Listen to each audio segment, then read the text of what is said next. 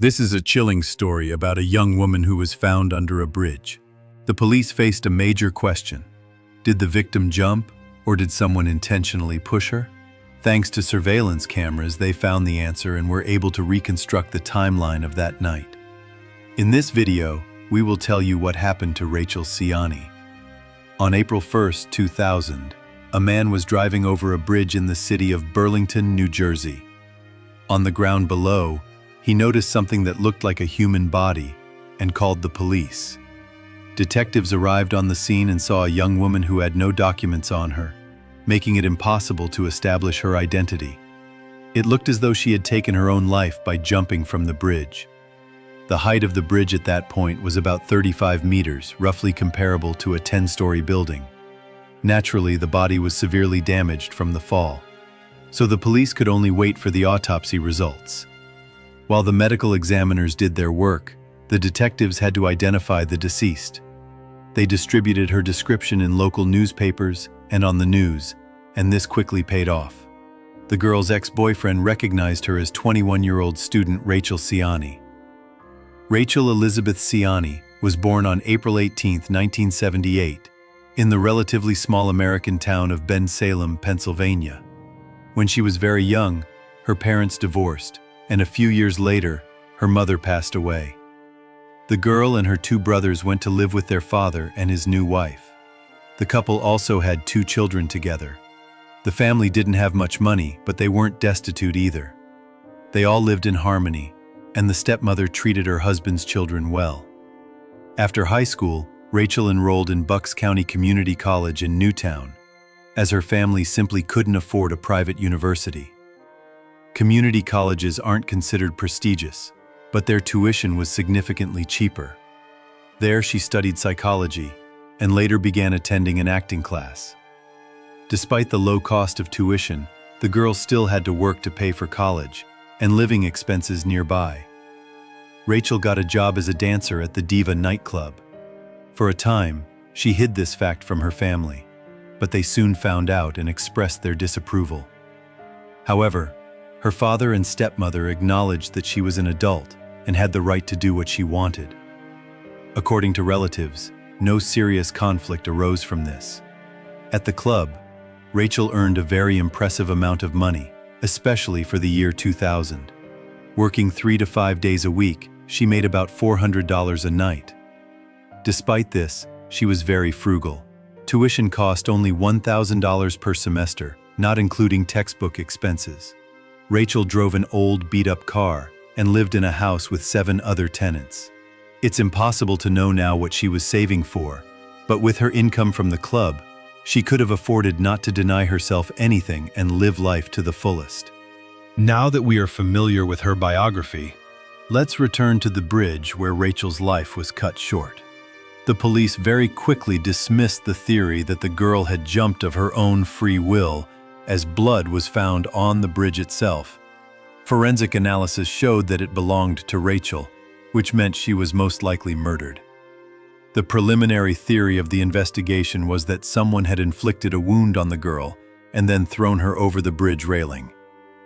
Determining the exact cause of death was difficult. The problem is that a fall from a great height causes numerous injuries that can sometimes obscure other wounds. The police began searching for suspects and immediately focused their attention on the club where the girl worked.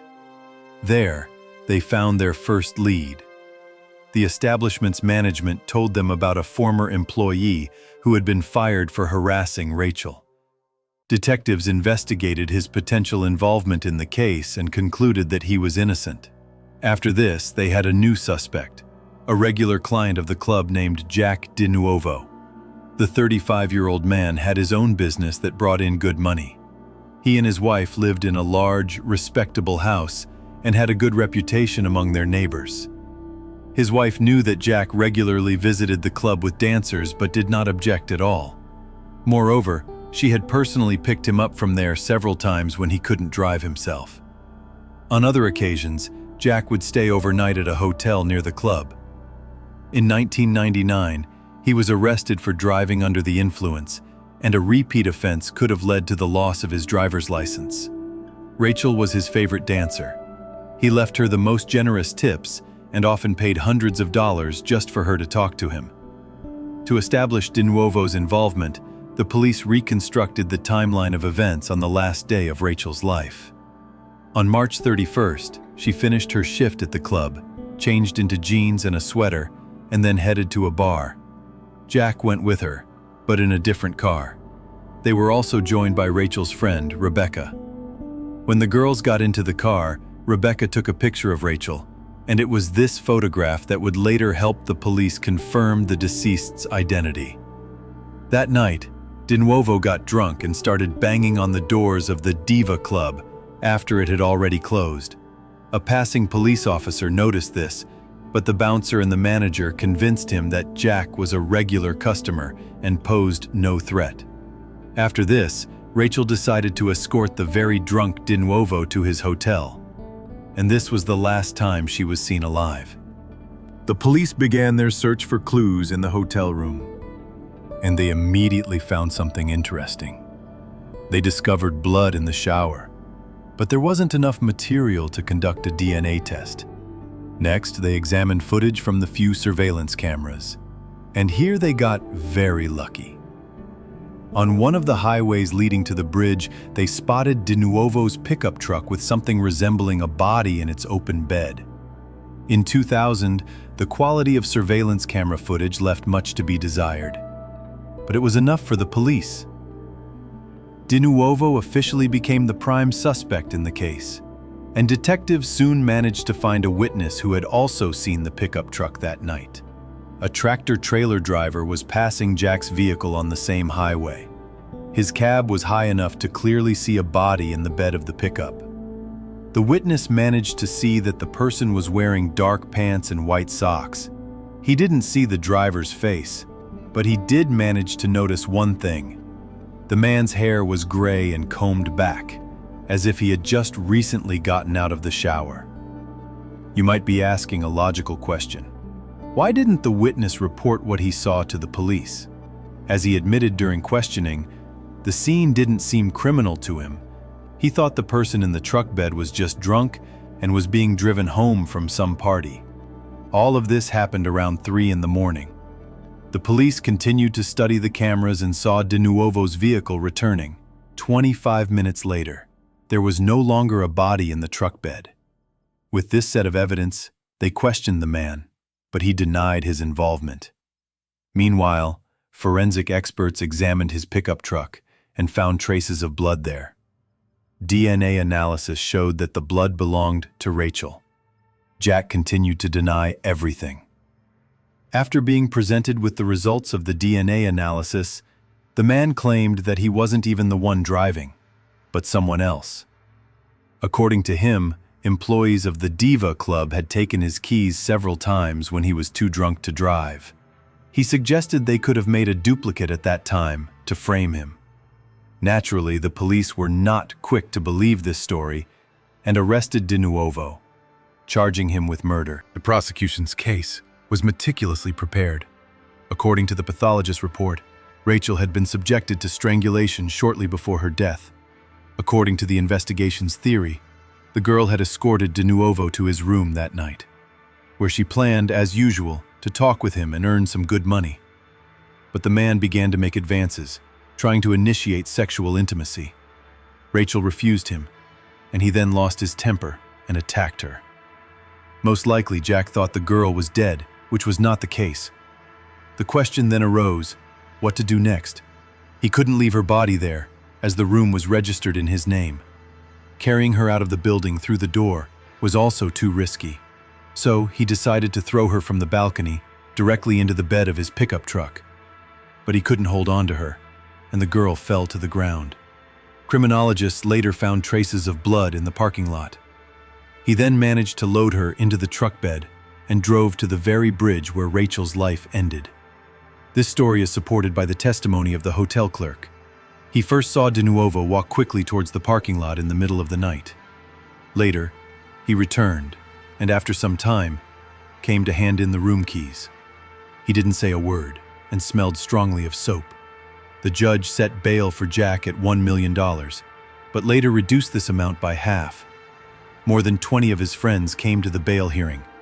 They all spoke positively of Jack, and some even helped him raise the necessary amount for bail. The trial lasted a month.